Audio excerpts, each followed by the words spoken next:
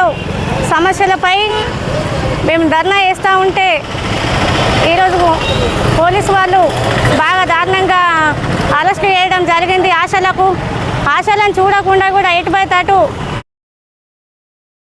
ఒకరోజు ముందే వచ్చేసి ఇళ్లలో వెళ్ళి హౌస్ అరెస్ట్ చేయడం జరిగింది. కాబట్టి మేము ప్రభుత్వానికి చెప్పేది ఏంటంటే, మేము చేసే పనులు నీకు గుర్తుకొస్తలేవా, మేము చేసే పనులు కనబడతలేవా? మరి ఈరోజు రాష్ట్ర ప్రభుత్వం ఏమంటున్నదంటే ఈ సర్వే చేయాలి, ఆ సర్వే చేయాలని చెప్పేసి అంటుంది. మరి ఆశలకు చిన్న జీతాలు, వాళ్ళ కడుపులు నిండుతలేవు. మరి వాళ్ళ కోసం వాళ్ళు చేస్తున్నారు.